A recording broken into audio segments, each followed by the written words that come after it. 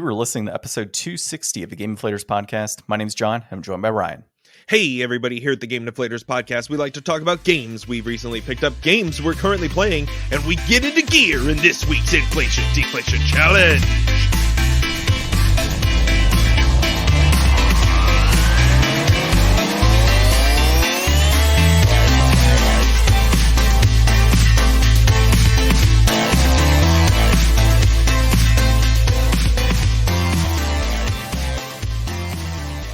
I'm very happy you used my suggestion on getting into gear, or some form of gears. But this week, we are playing Top Gear on the Super Nintendo. We actually stuck to a promise, Ryan. We said we were going to play this game, and we actually stuck to it and played it.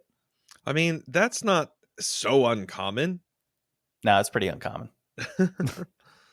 Sometimes the promise will go through 4 weeks, and then we get to it, or sometimes it just never happens. But this time, we stuck to it. All right. Well, before we get started, you can find the Game Deflators on thegamedeflators.com. You can also find us on social media at Game Deflators on X, at The Game Deflators on Instagram and Facebook, and Threads too.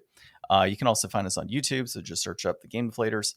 And lastly, you're listening to a podcast application, and you're listening to us, so leave us a 5-star review. And if you got another podcast app, leave a 5-star review there as well.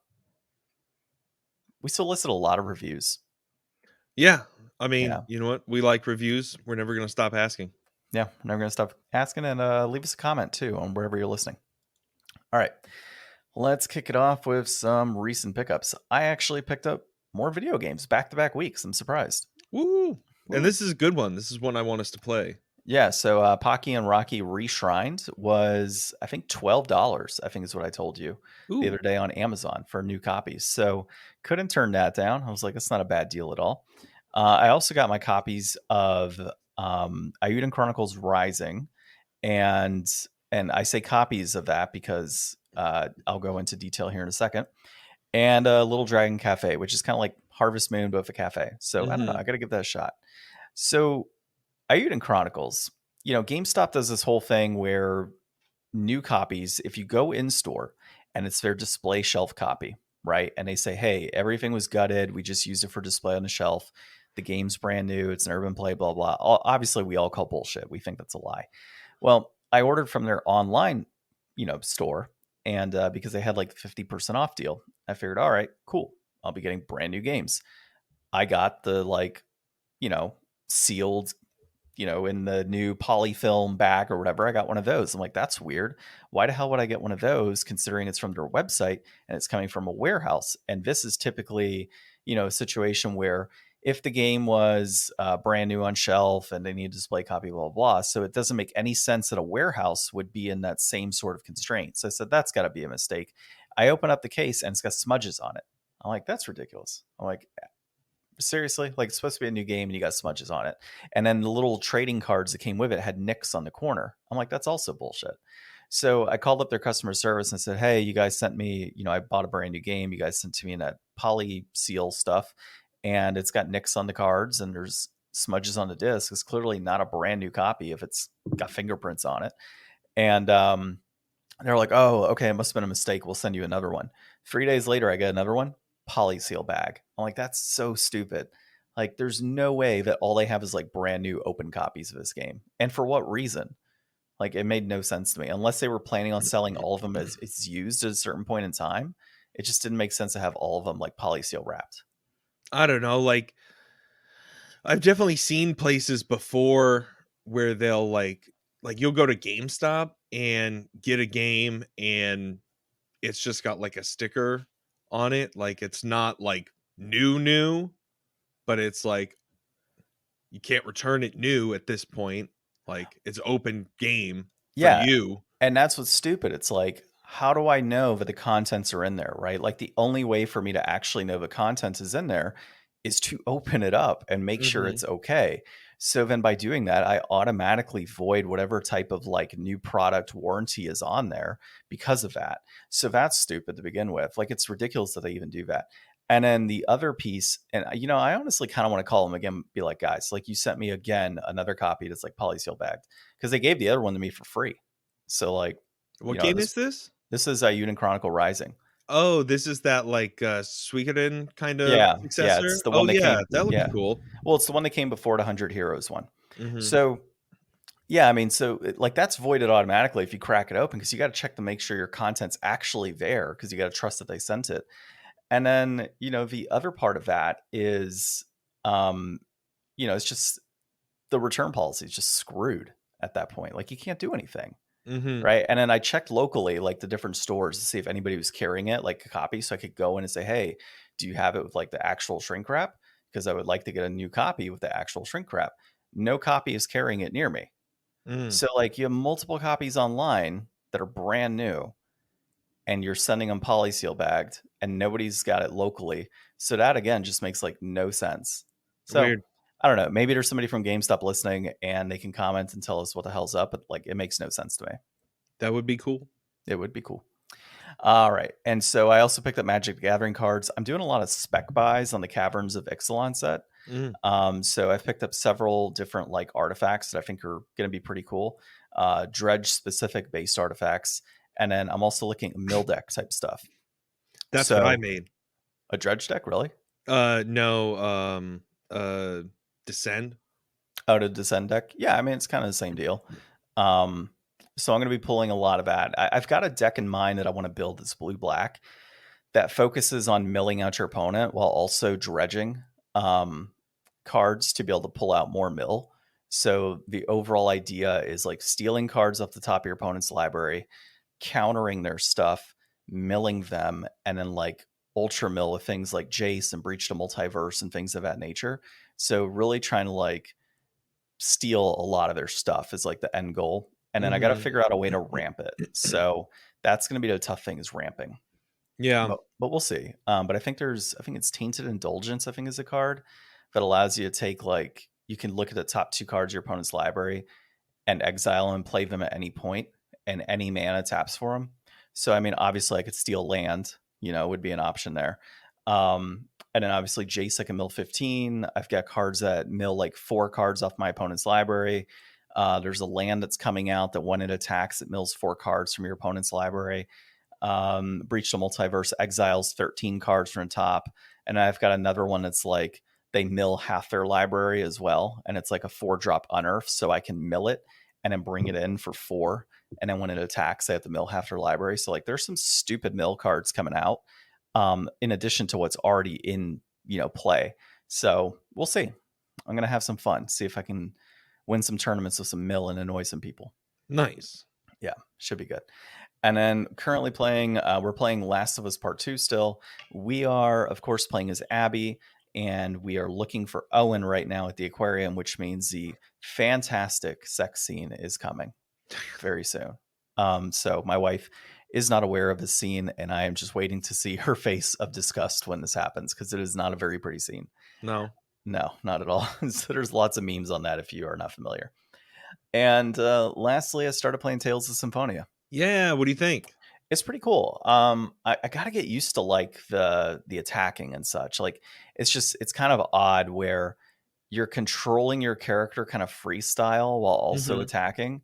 And then you have like your special attacks and whatnot. It looks like it's not exactly like, top down view or like kind of third person side scroller view. It's like a side scroller beat 'em up action RPG. Yeah, it's the weirdest thing. Like I had never really experienced that. I always thought it was a third person view for some reason. And now finding out it's side scrolling beat 'em up style with whatever special abilities you have. But I'm only in like I'm in the temple still. Yeah. I'm only in that first temple. I figured out like the puzzle where you got to kind of get the ring and everything. I did that. I went back and healed because I was getting my ass kicked. And so I healed at the village, came back again and saved. And that's where I am right now. I've been picking up the items and such. And then I got to start kind of traversing through the temple. I think I'm level 6 right now, 6 or 7. And it's pretty cool. Like I like it. I think there are some elements of voice acting in the front end, so that's pretty cool. Hearing the voices, and then of course it's just kind of text based after the fact. But I think graphically, it's really nice graphically. Like it's a very pretty game. It is interesting though, like how giant the monsters are in like the open world. So like I don't know, there's like these black blobs in the open world, and I'm just kind of going around. They're like double your size. When you actually open up the fight, they're like a quarter of your size. So very interesting in that respect. I guess it's one of those situations where they're like, hey, we want to make sure you actually battle. And so we're going to make them gigantic. So it's hard to get out of their way and Mm-hmm. go around them. And so you're kind of forced into that level up aspect. But yeah, overall, I'm enjoying it so far. And, I'll kind of keep you in the loop as far as like what happens with that and how far I get. And, I intend to beat this game. I don't know how long it is to beat though. I mean, it's a pretty decent sized RPG, I think. Let's see. Yeah, One, I was two. going to look at it. I love this game though. It's approximately 47 hours. Jesus, what did I get myself into? Yeah. Yeah, I love this game. I mean, you're just at like the very tippy tip, like the battling gets so much. I mean, it gets a little bit more added to it, but I mean, you start getting like just a ton of skills that you'll choose from, and you get like different gear. The world itself I just find to be so fun. Like, have you found like any of like the hidden chefs? No, I haven't found it. I've been cooking every now and then whenever it gives me the option, but like I'm not 100% familiar with like what the cooking does or anything like that. Yeah, it gives you like bonuses and stuff. So um I don't know. It's a great game. There's so much to that, and I like the story too. It's kind of got some of those like tropey, things that you see in like a ton of RPGs, but I really do enjoy the characters and kind of the scope the story goes over. So yeah, I'm really excited to see you play this and how you like it. And what are you playing on again? You're playing on PS3? PS3, yeah, and Yeah. I'm already like forgetting character names and stuff to be honest. Like I Well, haven't you'll have played plenty of that. time to Yeah, to to learn. learn. Yeah, I And do you can like. play the other characters too. Like if you ever Mhm. want like just a break from playing Lloyd, you can always like switch to another party member and play like a little bit different for a while. Yeah, I noticed that. And like if I want to do any like spot healing and stuff, like if one character that I'm playing doesn't have certain items, I can kind of switch in between those characters and use their items. So that's kind of cool. I gotta figure out how to like well, no, I saw it earlier, like the battle process where you tell them like, hey, I want you to do XYZ. So I gotta set them a little bit differently to Hmm. make sure to like one person's using magic, one person's focused on support, blah blah blah. But yeah, I mean, I think it's pretty cool so far. I'm excited to dig into it, and I didn't realize it was 47 hours, so we're going to be at this for a long time. Considering my ability to play games is sometimes anywhere between 5 minutes and an hour and a half, depending on how fast I fall asleep on the couch. So, and the other day I was falling asleep on the couch as like Lloyd is going into walls and stuff and like not Yeah. moving. So, yeah, we'll see what happens long term.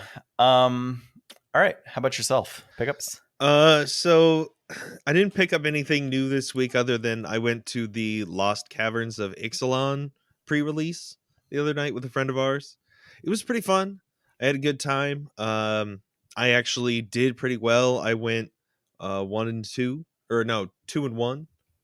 I lost my first match and then I won both of my other ones. Um, but I had a fun deck. It was like, a little bit of self mill and just like being able to sacrifice and not be afraid to lose things on the board, because the descend mechanic has creatures that get bonuses based on how many permanents you have in your graveyard at any given time. So the like slip extra card that they give you, in the clear pack that comes with the pre-release that I got was this black creature that was star +1 for descent. It's like fathomless descent, I think is what it's called, when it's like just whatever the number is that's in there. And then there's like a descend 4 and a descend 8. And then there's like this other guy that I got, this pretty good enchantment that whenever something hit my graveyard that was a permanent that's called descending, I could just put a 1/1 counter on something. So I had just some creatures that were pretty decent. Like I could get at least 4 cards in my graveyard in a couple of turns. I got some pretty good like big beefy monsters too that had land cycling. So that's a really easy way to pull out some more mana, put something else in the graveyard, and like make use of something that you can't use till like turn 7. Did you get So any dinosaurs? yeah, so this always happens to me. Like I pulled like 4 rare reds. Oh, And I didn't nice. even use red. I just played black and blue. Oh, well, I'm interested in your red cards, then. Yeah, I got some big red dinosaur. Thomas got one too. Thomas got that white god card, which is Oh, yeah, I pretty saw. neat. Yeah, he told me. Oh, so you got the 6-drop 7/6 red dinosaur? Maybe that's what it is. I don't know. It looks kind of like a feathery T-Rex or something, I think. That might be the one I'm thinking of, yeah. Yeah. Huh. If you want it, I'm not going to use it for anything. I I'm didn't even interested. open, like, it's so weird. Like, I won 2 packs, but I don't open the packs anymore because I'm just saving them for like doing drafts or chaos drafts or whatever in the future. So I've just got like, now I think I've got like 10 unopened packs. It's just such a weird thing to have for me. Nice. Yeah, I open all my packs. Unfortunately, I don't do my... They're worth more to me closed now, because if I open them, they're just going to sit in a box. Yeah, good point. Yeah. Well, I'm interested in your red cards. So next time I see you, bring them over, and I may buy some of them from you, depending on what you got. It was really fun. I would draft this again. Okay. Like, I just didn't get any dinosaurs that were worth dinosauring with. Makes sense. Yeah. Yeah, I'll definitely draft that one with you. I'm excited to play. Maybe we can do that next week if there's drafting available. Yeah, because I know we can probably get some of the guys if we want to go out to like Athoria or something. We can go draft out there. Yeah, everybody wants to, and I've got a new guy that we also worked with who's interested now. I was like, he was like, hey, talking to me about it. I was like, yeah, dude, just get arenas. You'll learn how to play in like a day or two. Yeah. What And about so- Rob, the guy that we occasionally play with, the older guy? Was he there? No, he wasn't. Oh, interesting. I've been trying to get in touch with him to draft with us, and like, I don't know, maybe he's got health issues. Right? He's a much older guy, but I don't know what's going on. I know he did have some health issues for a while there. I don't know. Yeah, I don't know. But it would be good to play with him and maybe get a group together for this set. I'm definitely excited to play. Yeah, I've also been playing more backpack battles, and I know that Steam keeps track of the time played, but it, doesn't necessarily discern if it's idle time or whatever. So I don't know how much actual play time I have, but Steam has me logged at like 120 hours, which seems like way too much. You could have beat Pikmin like 12 times now. Yeah, I know. But I'm only going to beat it once, and I'm going to make it count. Actually, 14 times, I think. No, 15 times. Yeah, you could have beat Pikmin 15 times, Ryan. I'm just trying to figure out that 8-hour time. Yeah. Something else I could have done more than 15 times by now is watch the Five Nights at Freddy's movie, which we have both done now. Oh, I didn't know you saw it too. We're going to talk about that. Oh, nice. Okay. Well, I told you I saw it, didn't I? No, I don't think you did, actually. We were talking just now. Yeah, so we saw that Friday. Like, that's one of the reasons we didn't go to Ixalan pre-release, or my wife and I, or at least me, because she wouldn't have gone to pre-release. So we saw the Five Nights at Freddy's movie, and we went in kind of blind. Like, I knew about the game, right? And I know about it. I know the whole thing of like, you're a security guard and you got these animatronic creatures or whatever to come out, and but that's all you know. You know as much about Five Nights at Freddy's as you probably know about Roblox. Yeah, like it's a thing that exists. I know more about Five Nights than I do about Roblox. I can guarantee you that. I don't even know what the hell Roblox is. So I know it's a game or something that kids play, and I don't know anything beyond that. I don't know if it's robots and blocks or if it's just blocks. Yeah, okay. Back to Freddy's robots. More important stuff. There are robots, technically. So, I'll just kind of give my quick thing. I enjoyed it. I thought that was pretty cool. In terms of a horror movie, it wasn't scary, obviously. There was a couple jump things that they threw in there, but I didn't jump. And, I know they kept the PG-13, which is kind of disappointing to some people, but I also totally understand why they did, because the main audience of this movie is not going to be most people 17 and older. It's going to be more, younger teenagers. Well, this game, though, the original Five Nights at Freddy's came out like how long ago? Like I don't know, 8 years ago? 8 years ago. I get that, but like kids are playing it today. It's not, when you're going in as an adult, you're typically going in for nostalgia purposes for something like this. If you're going in as a kid, you're going because you enjoy playing Five Nights at Freddy's, right? And it's still kind of a big thing for the most part, from what I understand, with like the younger audience right now. So I understand why it was kept. 2014, 9 years. Yeah, I understand why it was So kept as PG-13 though. yeah, There was some blood scenes and such, and like it's very much emphasized. Like there's a body literally chopped in half, right? But you don't really see a ton of gore. You just know it happened. So a 13-year-old, yeah, it's pretty disgusting for them to see something like that. But at the same time, it's not bloody. It's not gory. It's a fun film. It's a nice popcorn flick to watch. I kind of wish we would have it's seen it about as during it's about Halloween, as but gory as like an Itchy and Scratchy cartoon. I think even that's gorier, to be honest. Like it's just, Probably, actually. yeah, it's just cartoon style. So I will say though, if you haven't seen like the Nicolas Cage movie with the animatronics, I I kind of liked that one better, Yeah. honestly, in terms of like not the story, because like the Nicolas Cage movie, I forget what it's called, but it's a direct ripoff, Yeah. 100% ripoff. Like the whole concept of like And it this came out guy, years ago now. yeah, about 3 years ago. So it's like the whole concept of like this guy that owned a pizza arcade place and kidnapped kids and killed them and then turned them into like spirits to be able to take over these animatronics. The animatronics are trying to kill you. It's the exact same story in both movies. The only difference is one, Nicolas Cage is like just going crazy and slaughtering all of them and killing them on a nightly basis and fighting, and has no lines, and there's some story. And in this one, there's actually like a story and a whole big like lore behind it. So, but I did really like the action on the Nicolas Cage movie in comparison, but it is a direct ripoff. And so, in watching this, I mean, we enjoyed it for what it was, right? Critics are really harsh, but it's got like an 85 Rotten Tomatoes audience score. Uh, and yeah, I enjoyed it. I thought it was a fun film.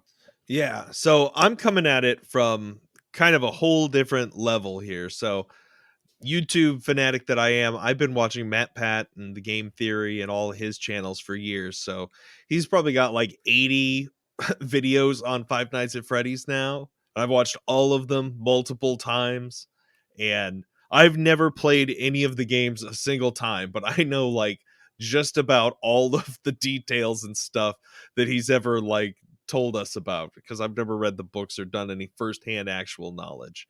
But knowing what I do know about the series, I thought they did a pretty good job. Like I didn't know what they were gonna do. I didn't expect to see Matt Pat in the movie himself.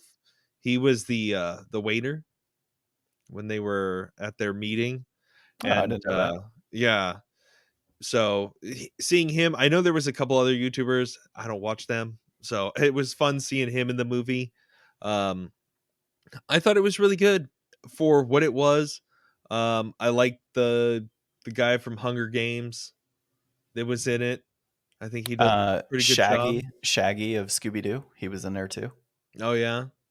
Yeah, that's the main villain is Shaggy, Yeah. dude. Yeah. Yeah. I thought that they did, the animatronics pretty well. I wasn't expecting them to be mind-blowing, but I thought that they fulfilled the role pretty well, and they were creepy enough without being so like out of place looking, like I imagine they probably would feel. Well, and there was some humor in the movie too, so it had a few funny scenes to kind of get you giggling a little bit while you were watching as well, like the cab driver situation. Yeah. And I mean, like a lot of horror movies, they try to cram in, like we need some emotional reasons for what's happening in here. And I thought they did a pretty good job with that. Like a lot of horror movies, like the non-horror parts of the movie can kind of really bring it down if that story's like not really engaging. But like his whole thing with like dreaming and like his brother and it being tied together, and the like trying to take care of his sister, like that whole storyline for him personally, I thought he did a good job with. And it was not a bad part of the film. It wasn't the best part, but I mean, the horror movies aren't always the best movies. Yeah, there were a lot of like I will say certain scenes that like the main villain I knew right away. I Yeah. was like, "Yep, that's the villain." It's the big bad guy. The whole concept of like the bunnies and all that, or the yellow bunny or yellow rabbit, like that was automatic. I knew it was happening there. The kids and like, yep, those are ghosts. Those are ghost kids. Like, this is what's happened. Like, all of that type of stuff was very quick. What I didn't know was going to happen was like the daughter situation. So I didn't think that was going to, I didn't think that was the case, right? I thought it was just somebody who like was in the know, but I didn't know beyond that.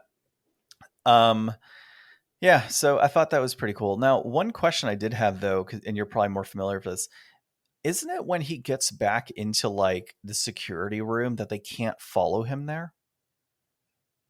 Well, so I mean, in the games, you're in the security room and you have like you can shut the doors and use your flashlight and stuff to like spook them away. Yeah, But I that's mean, that's what I found odd. It's like they kept going in the security room. Like that's not supposed to happen.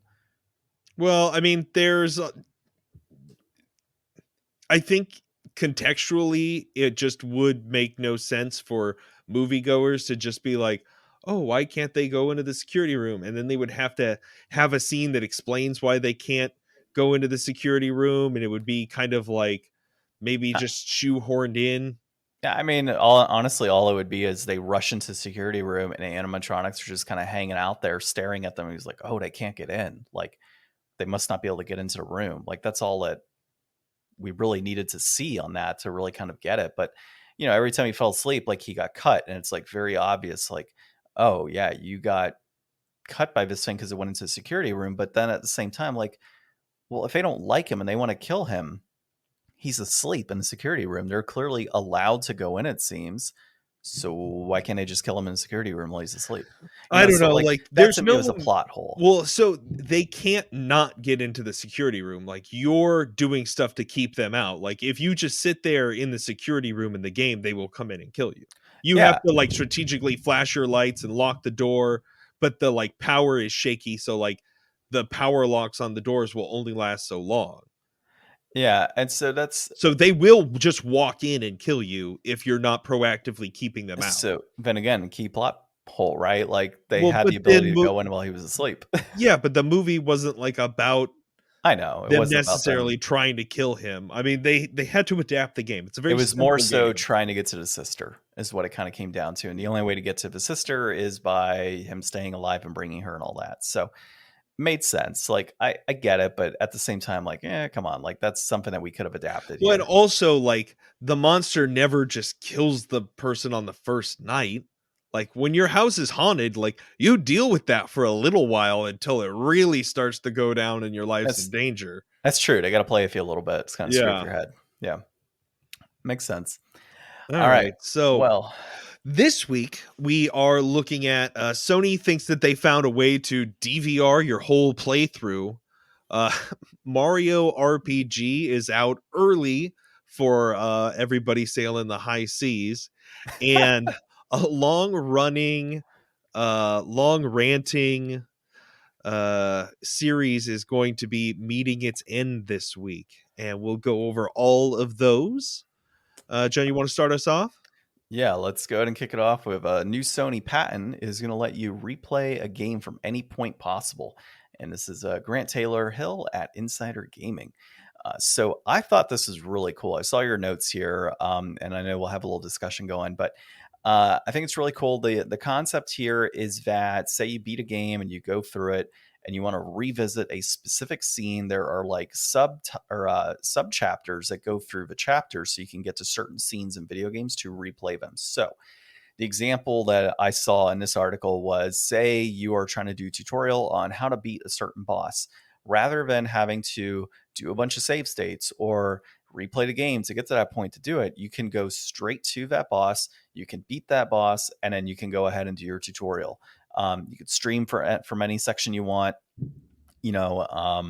There's no like limits essentially as to what you can and can't do with these games. So from a perspective of like a streamer or just a content creator in general, like this is huge, being able to pick and choose certain areas to go to for video games. So that's really what I got out of it. The negative, or really the big question mark, is like, how the hell are they going to house all of this? Because like you're basically looking like, are you looking at like tons and tons of servers to house data for save states?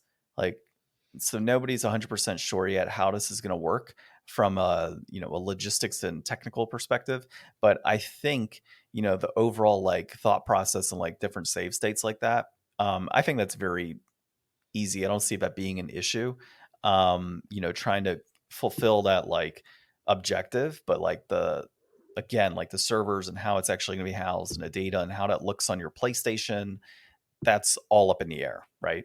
Yeah, I mean, it seems to me like if they were going to do it, it would probably be either an additional, you know, point of sale, tag to like just put on the bottom of like PS Plus or whatever they've got now for their highest tier, or maybe it becomes its own like, all right, now games, streaming and online content is getting to the point where we feel like we need to basically make like a PlayStation 1 drive for you to house all this data, and here's your how much cap you get for free, here's how much cap you get if you pay, here's how much cap you get if you have the premium tier, because like they're going to need some way, cuz like most of this is going to go unused.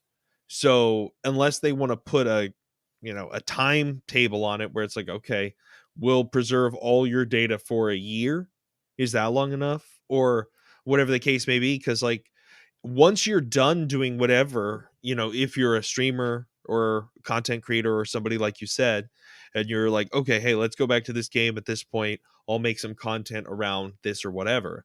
Well, a year from now, you're probably not doing that same content, but that same data is still there. It was useful for you that one time, but perpetually, do you need that same access to it? Or is this something that like at the end of every week, go back and put a check mark next to the ones that you want to keep? I don't know. It just seems like such a niche feature that is super powerful, but it's like, it feels to me like my first thought was like, this is turning every game into Sands of Time. We can just Well, rewind back to any moment and rebuild the future of this world. and there's many games that once you beat them, there is a chapter selection mode that you can go in and like, oh, you want to replay Yeah, but this what if you don't want chapter? to play the first 20 minutes of that chapter? John, Yeah, I you know, want to I go know. straight to 20 minutes later in the chapter. Yeah, That's I a know. reasonable request. I get it. I get it. So I guess really like, yeah, they're patenting this, but at the same time, It's it's BS. kind of a thing already. It's just not to this extent. Yeah. So I think that's really what it kind of comes down to. Like it's more than just like this that we're reading, right? There's got to be a lot more to warrant You a know who patent for it. you know who made this? The person who made this is somebody who does have an appreciation like me. Like I definitely get where this person's coming from. I had save states or save slots on my PS2 like right before all of the sweet cutscenes in Final Fantasy X. Yep, me So too. that I could go right back to that save and watch that sweet, like them coming into port or like the fight with Sin at Ocean. And Like then I think didn't like once you beat the game, you could go back and just rewatch the videos. There's I a never beat the theater. game. So there's actually a theater mode in the game. Okay. Yeah, That like you makes can sense. literally go back and rewatch all the cutscenes in theater mode. So I mean, there's that wasn't an uncommon feature for games back in the day. no. So I think it's interesting, and I'm excited to see if this patent actually. I mean, Sony can file patents all they want. Like it happens. Like It happens companies file all the patents time. all the time, and whether or not it actually becomes anything, we'll find out. But Yeah. that's where it stands now. All right. So as Ryan said, there are members of the Nintendo community sailing the high seas, and Super Mario RPG. The ROM actually leaked online, and so this is Brian at Nintendo Everything. So just kind of state here, like this isn't the first time this year that No, this happens ROMs have in hit the every internet. Like, game. so like Pikmin had the same thing, new Fire Emblem Engage. I'm pretty sure Metroid did as well. So something's going on at Nintendo for like these games to be leaking all the time. Like every new release is Well, leaked, I it don't seems. think it's people at Nintendo. I think it's like, copies walking out of warehouses and stuff like that, or people getting things in and then just breaking street date. Maybe. And Yeah, that's then, true. it only takes one person to get it home, crack it, and upload it, and then it's out there. I just haven't really seen this with like PlayStation, Xbox games though. Like at least it's not as, I don't know, widely publicized when it happens. Well, so the first like batch of switches, I know that you can just hack with like a safety pin or something, or a paper Really? clip. Yeah, it's supposed to be ridiculously easy to do that. I don't know exactly how it works. I've got a friend who's hacking his right now, so I'll ask Zach how it goes. But yeah, the he just got a new one though, so his doesn't have that feature. Mine might. I'll have to Yeah, check the serial. mine probably does actually. You got yours like pretty close to launch? Yeah, I got Okay. it almost like within 2 weeks of launch, I think. Okay, yeah, I got mine in the first couple of months, I'm pretty sure. But yeah, the history of this is long, and I'm guessing that Nintendo is probably going to try really hard this next generation because it has been so prevalent. You know, next generation, if there's a way they could lock things down and assert more control and try to reduce how many people are just going on and downloading, because like with how many millions of Switch players there are, I'm sure that the number of them that are, you know, at this point, maybe not even paying for games and just, you know, downloading pirated copies, like it's not nothing. Like in that ratio, Nintendo's probably got to be losing some money. And that's, you know, the case everybody always has against piracy as being a negative thing, which it is. Like these are new games that are being sold. So the access Well, is there. I don't know, but I mean, they're losing money, but are they losing like tons of money? Like the people that I are mean, I'm honestly just saying with playing like this, the hundreds of millions of people that have Switch, yeah, you know, like I they're get it. losing some actual amount of money. Yeah, I think the most of these people are probably playing on Steam Deck.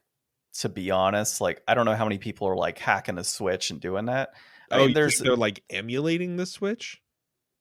yeah, dude. Like most of these games, like you could play the new Zelda game on Steam Deck. You can play all the Nintendo games on Steam Deck. Yeah, So but there's yeah, not like really that many Steam Decks. eh, yeah, that's true. I mean, but PC in general, it could still be played on PC. Yeah. Like it doesn't have to be played on the on Steam Deck or handheld mode. It could be Yeah, played that's on true. anything. So, and there's a lot more PC users than there are, Yeah. Nintendo and Sony and all that. So, oops, I just hit my mic. Uh, yeah, I mean, I don't know that Nintendo's losing a ton of money. I mean, most Nintendo fans are like hardcore Nintendo fans that are going to buy the physical copy because they think it's going to be $1 million in value 10 years from now. So, I think the bulk of these like ROM leaks are going towards people that traditionally weren't going to buy the game anyways. So are they losing a ton of money? Yes and no at the same time. Because those Hmm. people probably don't even own a Switch to begin with. So they're not going to make their money 100% regardless. Yeah. But I could see the Switch successor, and like most consoles that they've released have been hackable over the years. So I could Yeah, it's see, gonna happen. No matter what they try to do, it's a futile. yeah. Yeah, it's somebody's going to crack it down the road. Like you're not going to stop it. You can make it hard for hackers and people to modify this or just modders, but it's going to happen. There's no way to stop it. Yeah. Yeah, Well, unless there's a safety feature that like blows up your Switch and burns it out, which honestly that'd be pretty cool I'm to know so that. So, excited to finally get news about the new Switch. Like, I know that it's probably going to be coming sometime early next year, and that's right around the corner because it's been just so long of rumors about Switch 2 that I'm over it. I want to see what the gimmick's going to be. I want to see what they're going to do so the people can stop speculating. I think it's going to be the Super Nintendo Switch Wii U Pro. That's got to be the name, right? Pro Plus Limited. Pro Plus Limited, yeah, yeah. And then you pay. It's got a what do you call it? Loot boxes on there to be able to get like certain unlockables for your Switch. Yeah, Nice. it's happening. It's happening, Ryan. All right, next thing here is zero punctuation ends as the escapist faces mass resignations after EIC firing. This is by Forbes and it's Paul Tassi, which we've done Paul Tassi before. I'll let you lead this. You seem very excited about, or not excited, but like you're more in the know Semi on excited, this. yeah. So, if anybody doesn't know, The Escapist is like an online publication. They do a lot of like gaming news and things like that. Um, I don't really follow The Escapist so much, but I think like a year or two, I started watching Yahtzee Croshaw, who, if you don't know him, he does Zero Punctuation. It's something that maybe you don't recognize the name, but you probably recognize the visual. It's kind of like a white blob stick figure kind of guy with a yellow background. He's got British voice, loves to throw around some salty language and talk real fast about video games. He's been doing it for a long, long time, and he's been a part of what they've been doing over at The Escapist. So I guess this last week they let go of their editor-in-chief, Nick Calandra. And I guess he was basically kind of the heart and soul of the operation. I just saw they had a new podcast come out the other day featuring Nick and Yahtzee. And they kind of talked about what happened, laid it all out.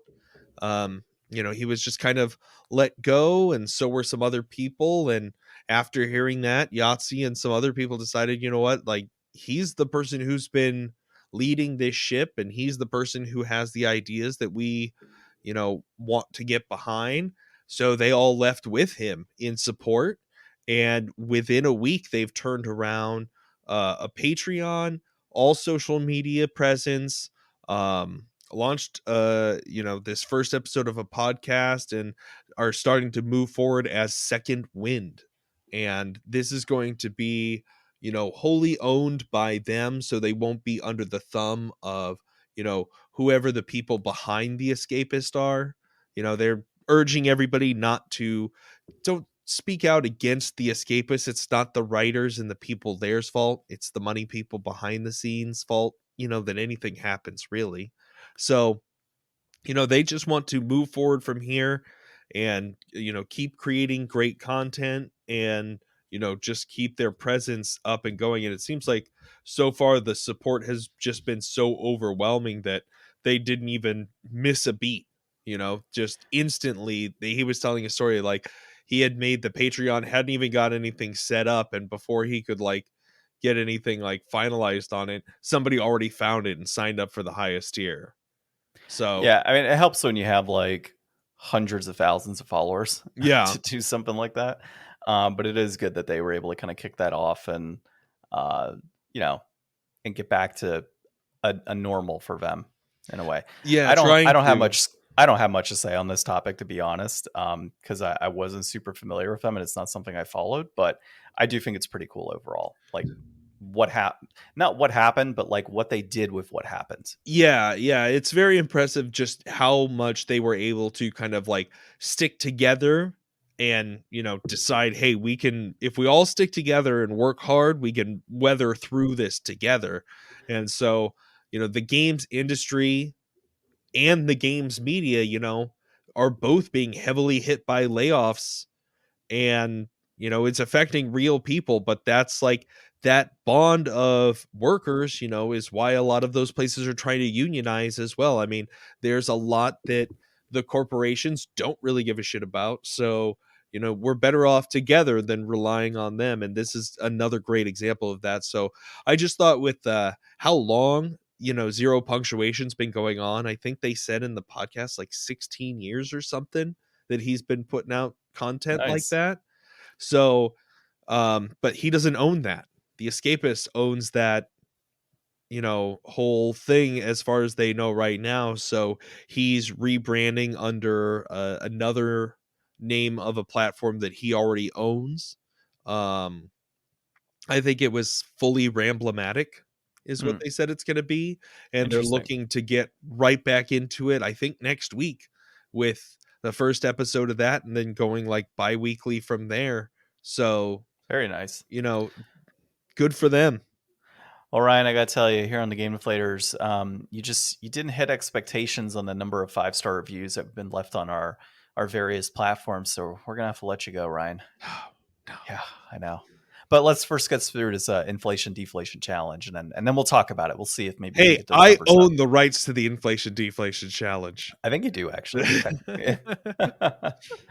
All right, let's get started here. So, inflation deflation of Top Gear on the Super Nintendo. It was developed by Gremlin Graphics. It was published by Kemco. I am questioning at Gremlin Graphics because I feel like there's something else that pops up on screen.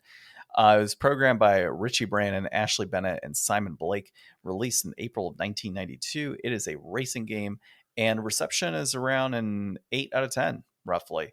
So, Ryan, synopsis, please. So it marks the first game in the Top Gear racing game franchise, and it is one of the first racing games to be released for the Super Nintendo. Racers are given a choice between 4 different controller layouts, choice between automatic and manual transmission, and your choice of 4 unique cars. This is a, like, you know, Mode 7 coming at you kind of racing game on here.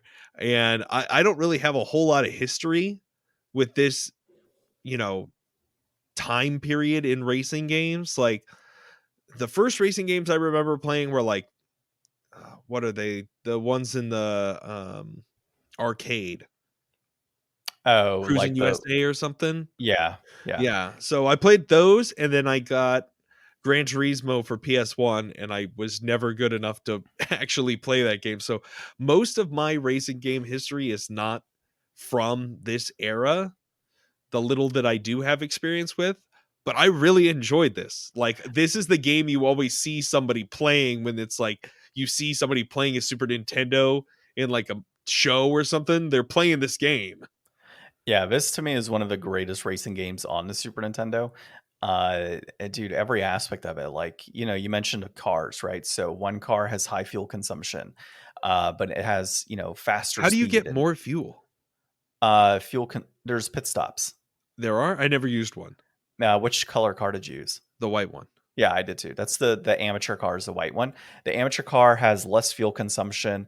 It's pretty balanced on speed overall, but its grip on the tires is much harder. So, like when you're doing those turns, you have to stop typically because of that. No brakes, baby. And then, yeah, no brakes half the time. I usually just kind of let go of the pedal. And then the purple and blue car are kind of just crap. Like they're okay. If you want a challenge, they got like moderate fuel consumption. They don't have the highest speed. Their tire grip is okay. It's not the best. So that's more of like the challenge component there. And then with the racing itself, so you have all these different countries that you qualify for races. So like they start you off in the USA, which is like the easiest one. Like Las Vegas is literally like a triangle map. And you go through that, just kind of get your bearings set and race through them. But you have to you have to be in the top 5 of every race to qualify for the next race. If you fail in one race, say you're on race number 4, and you fail on that to hit top 5, you automatically have to restart the entire country. Dang. So it is password coded though. So like Moonbath, for example, is the passcode to get into the next area after United States. And then you have all of your races that are taking place there. The one thing I've always had like a big issue with this game, for example, is I was on the last race in, I think it was South America, right? And I was technically place number 4, but I got 6th place on my 4th race out of the set.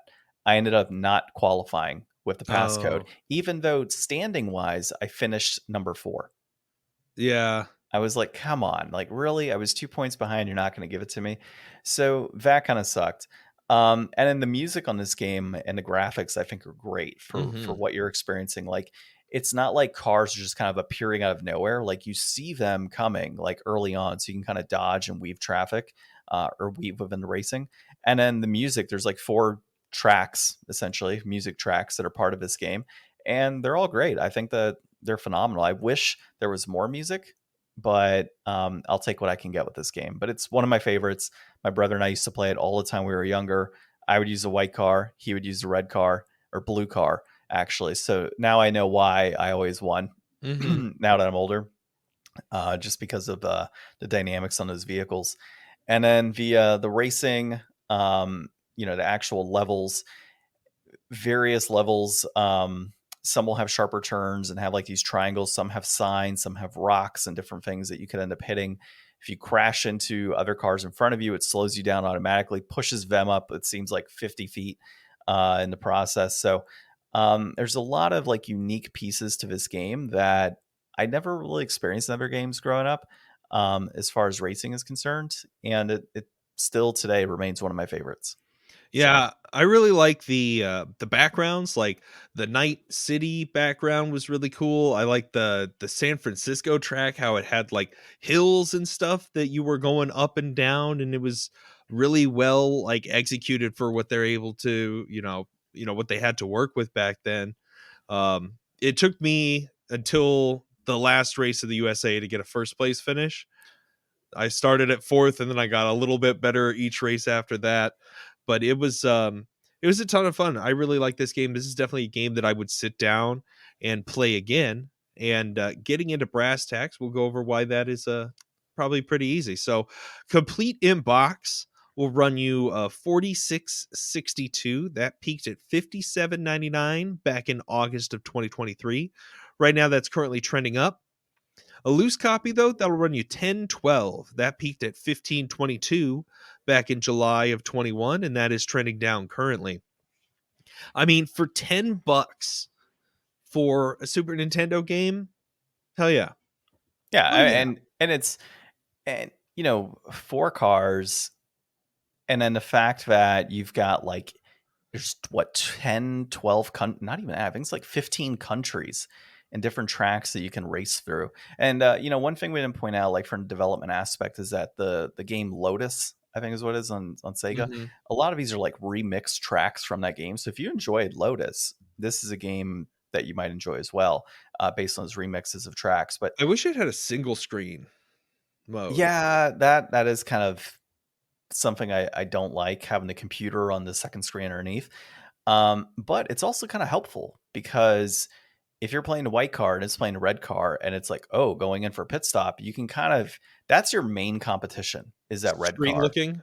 Yeah, so you could screen look and actually just determine like, oh, okay, they're going for a pit stop. I'm in a white car. I need to go for pit stop in my next part or my next lap, or I need to go with it, whatever it may be, and just kind of even out. So like, Yeah, it's kind of helpful to have that. But yeah, I mean, look, $10 for a game that has tons and tons of tracks, great music, great controls, great gameplay. It's highly reviewed in that 8 out of 10 range. I think it's totally deflated at $10. and you know what? I would go so far as to say this is a game with dope box art. Yeah, I it like the actually box is. art on this Yeah. one. Like, this is one, like, for, I don't know, man. Do you think for like $45 you'd pick this up complete in box? I mean, Manual and if you everything? think about some of the indie racing games that have been coming out in recent years, complete in box at $60, $70 sometimes. Mm-hmm. $45 is actually a pretty smoking deal if you're looking for like true retro gaming on a console and having like that, like a nice minty box. Oh yeah, Yeah. I would agree. Yeah, I'm not going to go out and buy one because I have a loose cart. Yeah, but you don't need the box, but like if this was a game that you really liked, I mean, you could probably pick up the box is $17, manual's $8. So I yeah, mean, you could assemble this Voltron style for less than $45. yeah, you theoretically could. Maybe that's worth me looking into. Mm-hmm. All right, so it looks like we are both deflated on this one. Definitely pick up a copy of Top Gear if you got a Super Nintendo or one of his other consoles that plays random Super Nintendo games and stuff like a Retron, and let us know what you think. Well, I did not think ahead for this week and what we're playing next week in person, but maybe Pocky and Rocky, since you want to play it. Yeah, I do. All right, let's play I've been Pocky and seeing Rocky. stuff about Pocky and Rocky for a long time. Yeah, let's play Pocky and Rocky Reshrine next week on the podcast. But this has been episode 260 of the Game Deflators Podcast. My name's John. I'm Ryan. And thanks for listening.